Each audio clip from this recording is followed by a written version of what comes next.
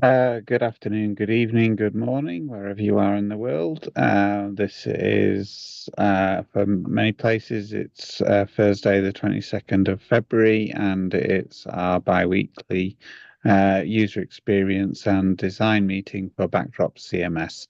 We're going to look at a couple of things today. We're quite thin on the ground, so it'll likely be a shorter discussion, but um, I'll hand over.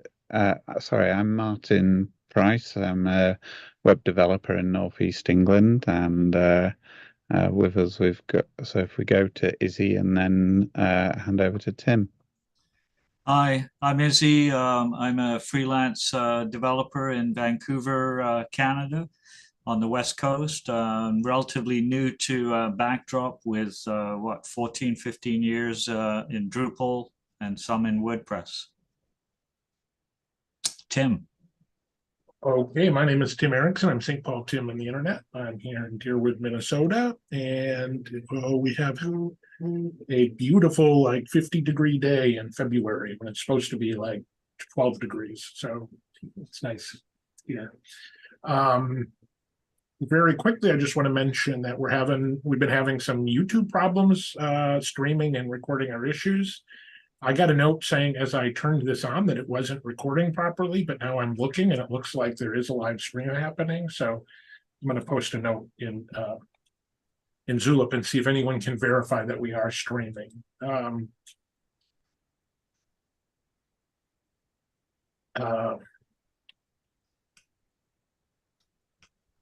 Let's go ahead and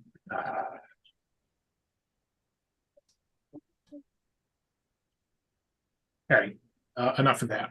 We're going to talk. So we thought we have a few we're a small group today. We don't have Greg here, who's usually our UX expert, but we're going to go ahead and I think we'll look at one or two new issues that just came up and maybe spend some time brainstorming about, we're having next Thursday, a week from today.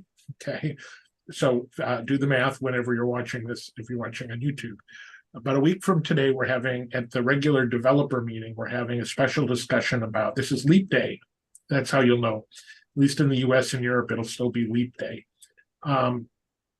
We are having a special discussion about Backdrop 2.0. And that basically means what will it be? When will it be? Nobody should panic or get worried about there being a big release. We're not making any big decisions immediately. We just want to start getting input on whether people are waiting for a 2.0, whether they don't want a 2.0, what a 2.0 means. But it's certainly an issue that's been out there for a long time. And there are some assumptions about it that we may or may not, go through. Anyways, and in advance of that meeting, one of the things we could do today is to talk a little bit about just sort of brainstorm some issues that are UX related that might impact a 2.0 release. To help us prepare for the discussion next week. So in the meantime, I'm going to start out with, Martin, it looks like you found an issue that you might want to talk about? No, this is just okay. a filter on the 2.x milestone. Okay, good. Well, so that's when we get to that discussion, it might help. Just to see what people have already put in for 2.x. That's a good idea. For today's meeting, let's start out by talking about this issue that's only been in the issue queue for 4 hours. So very few people have probably seen it yesterday. This issue came up yesterday in office hours, and Joseph had an idea, and I don't know if this idea is going to fly or not, but I think we can go ahead and have a discussion. And it was fairly easy, so he went ahead and created a PR. And I've already opened up the PR, and to describe what the issue is that right now, and anybody correct me if I'm wrong, but Joseph seemed pretty confident of this yesterday, and I think we all kind of verified that in Backdrop Core, the only way to do a layout like this welcome to Backdrop block, where you have a background image or like a colored block that stretches the full width. In order to do that without writing custom CSS or something, there's really one region on the, you can only do it on the top region of the front page, and only if you're using the boxed-in layout. So if we change this layout to any other layout, even though those columns in theory don't affect the banner, the columns would go down here, it still breaks that that theme. So we can't, there's no place else we can put this block, the welcome to backdrop block, except in the boxed-in theme on the front page where it will work. Anywhere else, it's going to fall into the body width container. And we were talking about how that makes some things that difficult. I've described use cases like I think Simplo.site has them, these regions that have full colors, right? It's difficult. I created the opera theme to help with this use case. And that's an example of where you want to do that, and you can't do that. But we probably won't solve that problem with this PR. But what we might be able to solve is simply Joseph's idea was to simply add a region to every layout in backdrop called a banner region. And the banner region would not have the container. So you can see here already that it has this banner region, and the banner region stretches the full width. It doesn't have any padding. So I've switched layouts. Let's switch back for a second to, oh no, I switched back to boxed-in.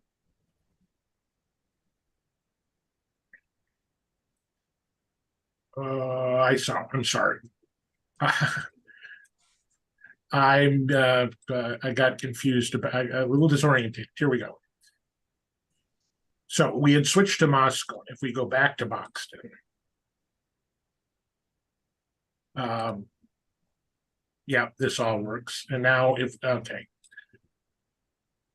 we switch to another Moscow and flipped, doesn't matter. Homepage, that's broken. But with this PR, we now have this banner region, and we can just drag that welcome to backdrop up here, save the layout. And now it stretches the full width. We do have another unrelated problem, which is this gap here. Well, it's not completely unrelated. This is a gap that appears between any two hero blocks anywhere in backdrop, and Basis fixes that problem for the very specific use case of this banner on the front page. If we did this PR, I think we would want to implement a CSS fix for this problem as well. But we'll leave that for further discussion. Yeah, that's just as a reminder for the discussion that came up yesterday.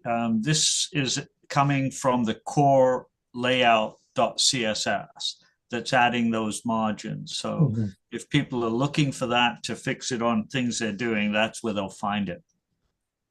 There is a core issue around this. I go back to the backdrop issue queue, and we just search for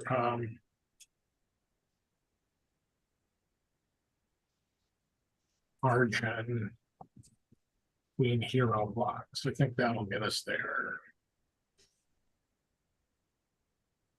No, that's not it. Well, yeah, second one down, isn't it? Yes, that's it. And so it's issue. That's also in the 2.x milestone. Yeah, and it does. So on a bit of a tangent, this is an issue I opened like 5 years ago, and this issue is still not fixed because we haven't made a decision on how to make backward compatible CSS fixes. Now, it's possible this one could be fixed without a bigger decision, but we got very bogged down. There's a number of little issues regarding CSS that we're not sure how to fix with and keep backward compatibility. So that's why this was moved to the 2.x version. There are discussions, though, about alternative ways of making backward compatible CSS fixes that would allow us to fix things like this without having without breaking APIs. And that's a whole nother discussion. Actually, that's partly what this discussion is, decide on the best way to make improvements to CSS. So if I'm strongly inclined to start pushing for this issue again. Again, this is another issue I opened. It kind of got bogged down in the past with a lack of consensus on how to handle this. And I think we maybe need to put some more effort on trying to solve this problem. But it definitely influences the 2.0 thing. But anyways, so those are those two issues. Does anybody, so one of the things that occurs to me, Joseph pointed out that adding this PR broke a number of tests, which would have to be fixed before this could get implemented. But I feel a little bit like we need to find out if there's any objections to what people feel like adding a region. And it just occurred to me, another thing is none of our icons are up to date. These would all have to be updated because there would be 3 regions at the top of every layout if we added this one. Can anybody think of any other implications of this? Well, it might be helpful for people to see where this thing emanated from, because it might get them going with their wish list, because Joseph is working on a smart hero block module that he may be releasing shortly that would allow a hero block on each and every page or on selected pages with different backgrounds, and using an image from a field, and also using the title coming from the title of the node that's being displayed. So it's the potential to introduce greater variety to the website, I think, is going to be a real plus for a lot of people. And that's where this region business sort of came out of. Right. So let me repeat this back, Izzy, and you tell me if so what Joseph has created is making a contrib module that would allow us to do is to basically have a hero block. And we can't do this right now. I mean, even with his module, we couldn't do this in core because you can't put a hero block on this image, on this page, without your own custom theme or CSS. But with this change, you could put a hero block in the banner image field, and then you could have that hero image populated with an image for this post, and you could put the title of the post over the hero image. Right? That's yes. And so that's like a use case. So without this change, Joseph can still make the contrib module, but the contrib module alone won't solve your problem unless you create a custom layout. Or you could also accomplish this with a flexible layout. So you could create a flexible layout for your node pages, and then you could set the container such that it spreads out. Yeah, that's important to remember, because flexible layouts and mini layouts will give you that ability to stretch across the entire width of the page. Yeah, we should. Hey guys, sorry. We should make it clear that, for the sake of this recording, that it's not that we don't know how to fix these things. It's just that for the fact that we know that if we make these changes, we might potentially break a grid, quite a big deal of sites, which is against our policy. So that's the blocker, right? Well, Tim, can you summarize that other issue where we need to decide? Can you summarize what were the suggestions? Because I haven't touched it in a while. Can you summarize what the suggestions are and what we were leaning towards for this? Yeah. Sure. So I just want to clarify, Greg, you joined us late. So we were talking a little bit about this issue, but we were also talking about a brand new issue that Joseph just opened, which is separate. Moving back to the CSS issue, which is that gap. Okay, that's a slightly different issue. That would require us to make CSS improvements. And in order to do that, we had 2 different proposals one of which was to add supplemental style sheets. So basically, we would, one way to do this would be with each release, or more likely each year, is that like once a year, we added a supplemental style sheet that would only get applied to sites that opted in to use it, or new sites. So for example, we could add a 2024 style sheet. We could make CSS changes to that style sheet that would only affect websites that were built in 2024 or later, or there would be an option in the UX where somebody with an existing site could opt in and say, I would like to retroactively add these changes to my site that was built before that. So that's one way to do it. The other way, if I'm understanding this and remembering this correctly, because these discussions we had like 2 years ago, the other way was to add supplemental CSS selectors.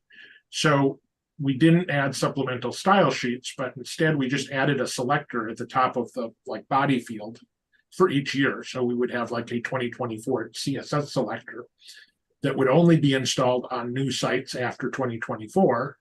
And then we could make changes in the CSS that only affected new sites, and thus allowed us to sort of fix problems without breaking old sites. I think that to be honest, I don't think I remember which one of these were favored, but there was opposition to sort of both of them, enough opposition that we couldn't build any consensus. Right. I have to read the issue. Yeah. I have to read the issue, but the second one seems less intrusive, but also less effective. So the second one, just the way that you described it, sounds like a way to allow people to solve the problem without us offering the solution. Because it would only add selectors, CSS selectors, and it wouldn't change the existing ones. So yeah. Yeah. I think that the primary objection from some people were that it felt a little hacky, and they became concerned that there would eventually be too many supplemental CSS selectors. I'm wondering a couple of things. If telemetry could help us make a better decision here.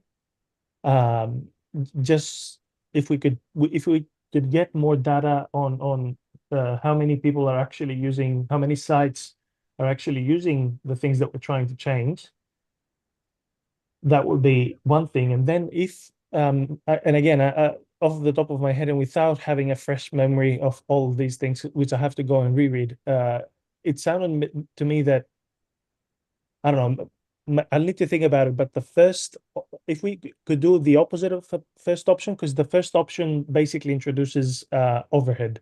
So we would keep adding things that are optional with each year, or I don't know, the frequency. So I understand how this can be, yeah, I don't know. But yeah, if we could find it, I don't know.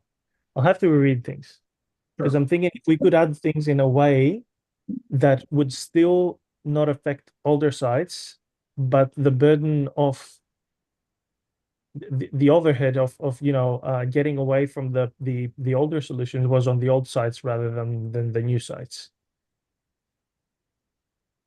In other words, supplemental style sheets that would override what we change, and that's for the older sites. So the supplemental style sheets would not be added to the new sites. It would be added to the old. Except that would mean breaking their site and asking them to fix it with a supplemental. No. I'm not saying that. I'm saying that the old sites would have these overrides.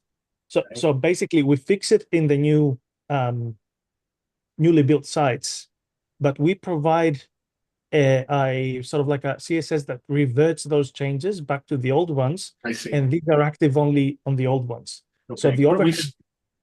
I get your point, but we still have the same amount of supplemental style sheets. They're just working in reverse. Yeah, but here's the thing. If we could have metrics on who's still using the old ones, we could start removing. Sure. That's why I mentioned the metrics. So once we don't have a lot of usage and everyone has moved to using the new way, then we could remove it. But I have to think again. Okay. Interesting to- idea. Okay. Well, I think we could move on from this. What we're primarily Yes. doing is raising this as a discussion that might tie into the whole 2x issue. But If I could just hold us on that subject for a moment.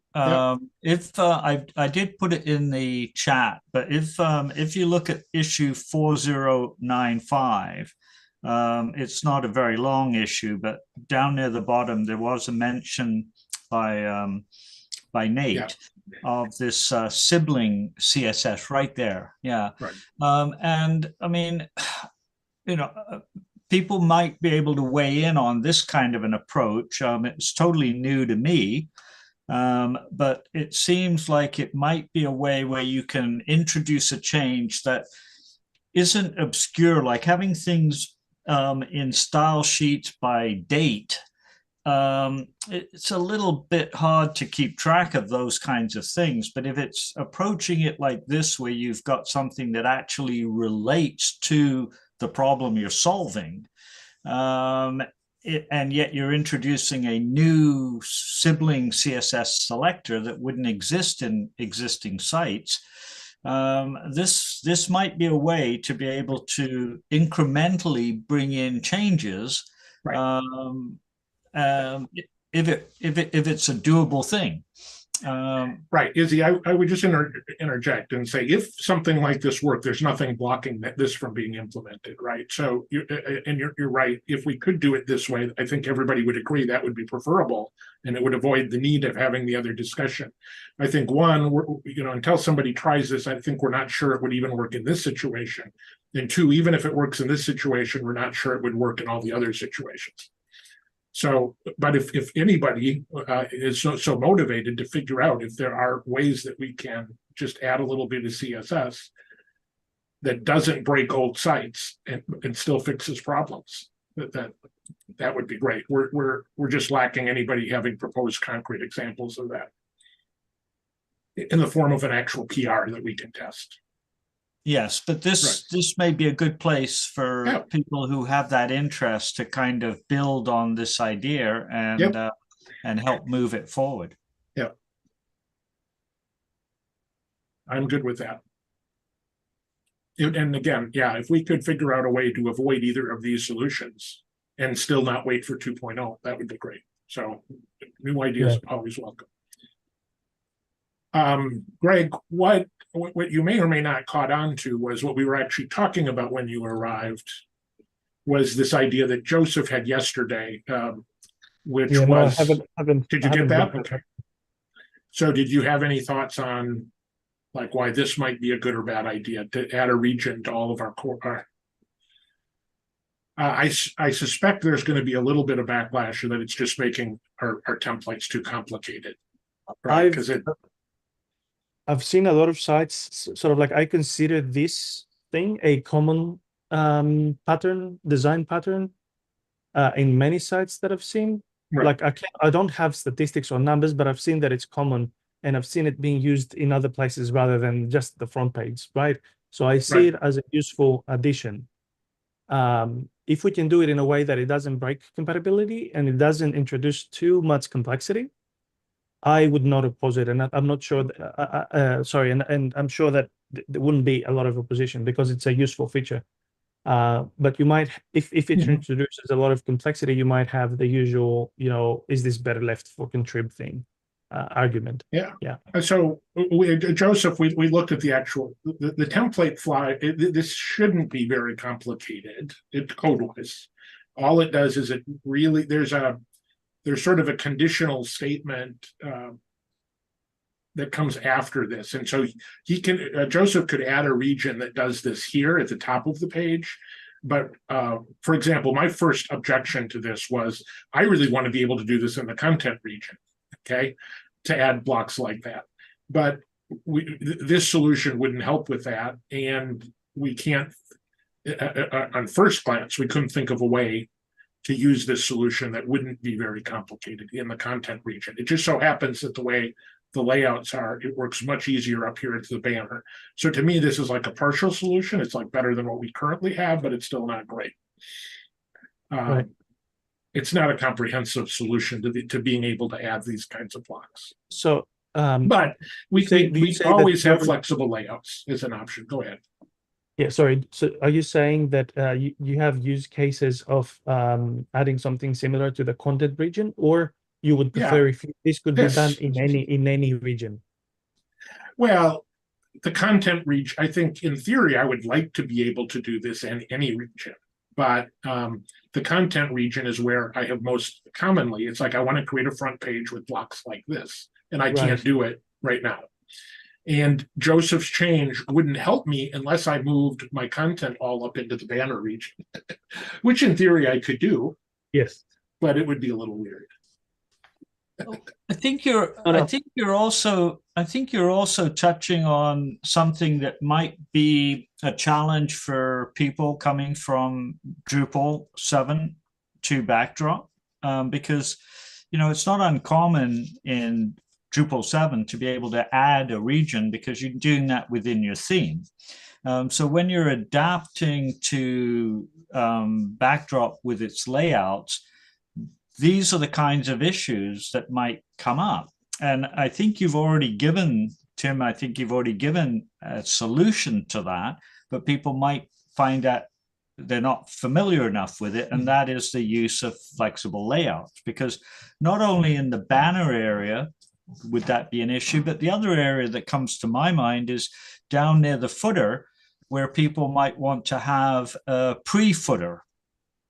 So there's another region that might have additional blocks, and you need that because having just one footer region, if you want to add the lounging drop dragon, it has to be in a particular position, the first block. So having two different footers where you have your larger footer where you have more content, and then you may have a smaller footer, which is kind of your finale, requires either another region or a flexible layout that you're actually, or the bottom. Yeah. I mean, currently we do provide a bottom that sort of answers this, but your bigger point is that people, might want to add regions anywhere. And I think that's one of the counter arguments to adding this region to our existing templates is going to be that this is just one of many possible case studies, and like why try to solve this one when flexible layouts provides a possible option to any of them. And so some people might, I think with good reason, argue that this problem already can be solved with flexible layouts, and maybe that's the better solution because it isn't limited to just one region. There's a certain thing that came to mind. It might be unrelated, but it feels very related to this. Sure. In the previous issue that we were discussing, I think that at some point I suggested as a feature, since you're sharing your screen, maybe for the sake of the recording, we can show that bit if people are not familiar with how it works. Is with the flexible layouts, the way that it works now is that you start with a fixed, like if you add a layout template, you give it a name and you just say save and configure. And after that point, you get a specific set of regions, like as a default. Mm-hmm. Right. I was proposing to interject either a form element in the previous step, or make it a step, an additional step, which would say create a flexible layout from an existing standard layout. So basically copy all the regions from that one because that's what I want to tweak. Right. And how that helps the other discussions that we're having is that maybe if we had that functionality of being able to copy the regions and make an exact replica of the legacy, I'm going to call them layouts, and create it as a flexible layout, then upon update, we could upgrade older sites to be using a specific flexible layout, which would have been a copy of the old one, which we don't change anything. And that way we would have been able to move on with making actual changes to the existing layouts, which would have otherwise been breaking changes. But what we are doing on the old sites is like, we're keeping you on a copy of the legacy layout as it was, and we're not going to affect your markup when it comes to the layout bit. So we won't break your site. It's just that you're not going to be using the default whatever layout. And I don't know. We need to figure out the naming, I guess. But it was Yeah. just an idea. I like it. My only concern is that like the region, adding a region is really easy, and doing what you're talking about is really hard. I think. So like it might be the better solution, but it might also be one that never happens. The reason why the reason why I thought of that is because if you look in our current code base, and I'm 99% sure of that, I'll just double check so that I have checked my facts before saying, is that at some point this problem of needing to do something while we have older layouts presented itself. And what we've done is I think we moved core layouts to some legacy thing, and then we've hidden them or something like that. So they're still available as a namespace folder. Yeah, so I think that some of the site, yeah, I can't remember what exactly we've done. Like, can you? I mean, what your argument is telling me right now, Greg, is that, and I think this might be the position I ultimately take, which is rather than adding extra rows, that really flexible layouts should be the future of Backdrop, and we should be, instead of trying to sort of incrementally improve our existing layouts, we should be putting our effort into making the flexible layout system better, because it really solves a lot of those problems if we can get it to. Yeah, I think that I have another issue that it's like everything should be a flexible layout. We Right. shouldn't have the distinction. That's a separate issue that I have somewhere else. So that, that might require a 2x, but it might, it actually might not. Yeah, because we could just sort of deprecate the old layouts, right, and build all that new functionality. Yeah. Everything should be flexible. We shouldn't have distinction. So somebody, John Firebaugh, just joined us. Hey, John, sorry, are you trying to say something? You're very vague in the background, silent. Oh, maybe they muted themselves. Maybe it was just background noise. So just to clarify, though, that because we've showed this for the record, the thing that you can do in flexible layouts that I think you can't do in a regular layout that may not be obvious to everybody is actually, the row style, right? Is we could change this to a fluid. Basically, we have that ability within blocks in regular, but I don't think we have the ability to change the fixed maximum width to fluid width or full width in a row in a regular layout. So if your idea were implemented, Greg, and I wanted to add full width blocks or fluid width blocks to my content region, I could use your idea by basically cloning the Boxton layout.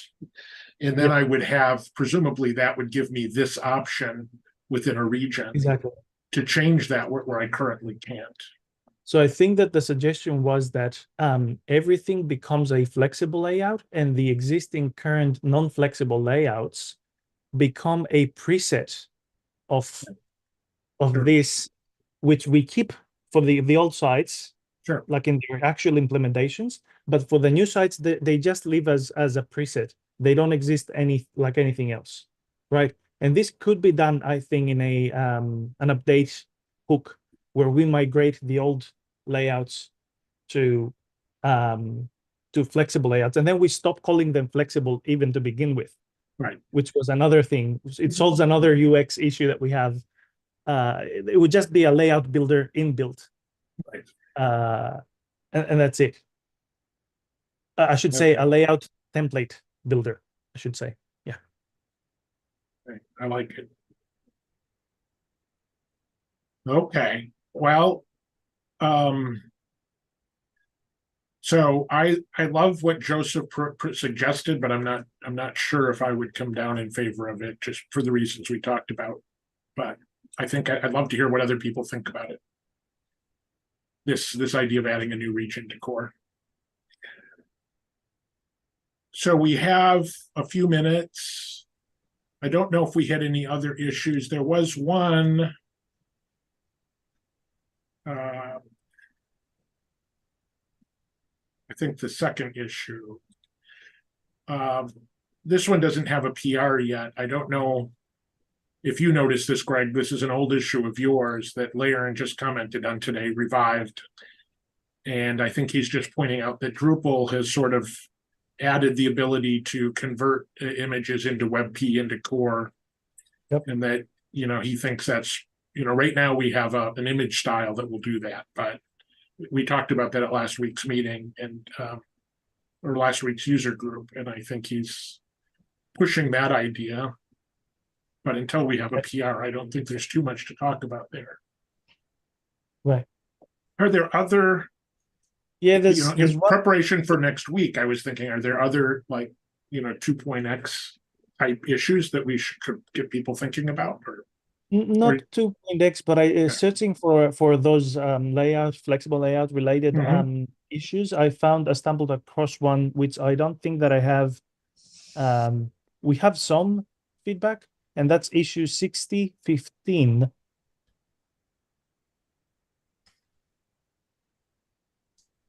Okay. All right. So start referring to certain things. Yeah.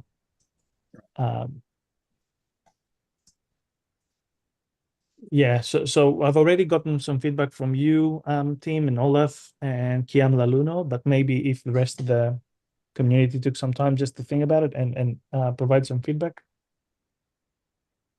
For those of you who are new, Izzy, I don't know if you've been around for any of these kinds of discussions, but this was sort of the beginning, I think, of my, when they introduced flexible layouts after I had started contributing to core, and there's a lot of discussion about what to call them, that makes sense, that's consistent with the existing, terminology. And so and I don't think we were ever excited about flexible layouts. It was just sort of the best solution we could come up with at the time, right, Greg? Yeah. And now we're still thinking, how could we maybe improve that? Yeah, because I think that one of the first debates was why don't we just simply call them custom layouts? And then the argument of that is but every layout is custom. It's or can be custom. So we need another term for that. And we couldn't find a catchy term that would reflect what they were actually offering as a feature. And we went with flexible layouts. The one problem that this introduced later on, which is naming things is very hard, right? Yeah. Is that people confuse the word flexible because in design world and front end world, flexible means responsive sometimes. So it has been, so it leads people to say, why are you calling these layouts flexible? And the other layouts flexible? What are you trying to convey? So they have to know, and then this becomes another matter where we have to add help text at the top of the page to explain why we are doing things that way, why we are calling things that way, which would be good if we eliminated and it made sense out of the box. That's what it's all about, and that's why it's marked as a UX issue.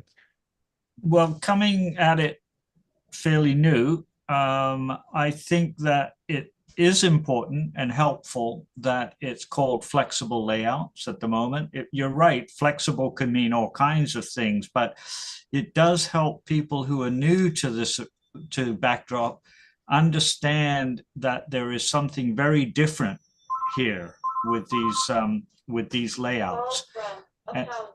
And it does help to solve, sorry, I've got something in the background. It does help people wrap their brain around it. So at the moment, I think it is helpful. And some of the other terms that you had on the screen earlier, they don't give enough context to what you're doing. Right. Well, participate in this discussion a little longer, and you'll get a sense of how hard this is. Go ahead, John. Did you want to say? Naming. Go ahead. Go ahead, John. I wasn't here for what Joseph suggested, but he's suggesting another region. I'm just wondering, do you really need more regions? It seems to me you can put content using grid and accomplish the same purposes. Now, but that's just my opinion. Sure. I think that the introduction of additional region in this case was done in order to leave the old existing regions alone, do not touch any markup, and not break potentially Yes. existing sites. So Yeah. that's it's not we would prefer not to add additional regions. We would prefer that, right? But if we didn't do that, then we would potentially introduce changes that would break existing sites, and this is something that we don't do. No. So it's a workaround to help us move ahead without having to worry about that. That's what it is. I hope it makes sense, John. Yeah, but Yeah. his point, I think his point is still well taken. I mean, to me, one of the things I've always not particularly cared for was that the default layout always puts a sidebar in. So you have to, you know, a lot of sites never have a sidebar. So I don't know, it's just when it gets down to styling, you know, essentially to me, Boxton, you can basically make it do about anything you want if you know how to write CSS. Right. Yeah, well, John, I think one of the things, just to real quickly, I don't want to rehash this too much, but first of all, the assumption behind this change would be that we're trying to fix this for people who want to do things but aren't necessarily going to be creating their own theme, and things that we think you should be able to do without having to write CSS. For example, have this banner. Right now, this banner can only exist on the front page. There's no way without writing CSS that you could put a banner like this on any other page. And we can't, and we talked about adding a region because changing the behavior of existing regions would break APIs and might break other existing sites. So that's sort of the motivation behind it. Is like we want to add a new behavior that's currently not possible. An analogous request that people have had is collapsible regions. Right now, we don't have any collapsible regions in core. Or templates with collapsible regions so that you can have a sidebar column, but it will collapse if there's nothing in it. There is such a region in, where is it? Here we go, in Trio. Which one? It's a Harris flexible. But and it's the same kind of thing. There's probably no, I mean, I don't know this for sure, but there's probably no way we can modify our existing templates to allow for this without breaking old sites. But we could introduce a new template into core. And you know, but yeah, see, there's like one way is to add one template, but now you know only this one template has this behavior. Why shouldn't all the templates have this behavior? Well, maybe if we can, you know, if we could make them into flexible layouts, we might be able to do that. So, okay, we're out of time for this meeting. I think we should go ahead and wrap this up. Any final words of wisdom, or before we wrap up this meeting? Okay, I'm going to go ahead and end the recording.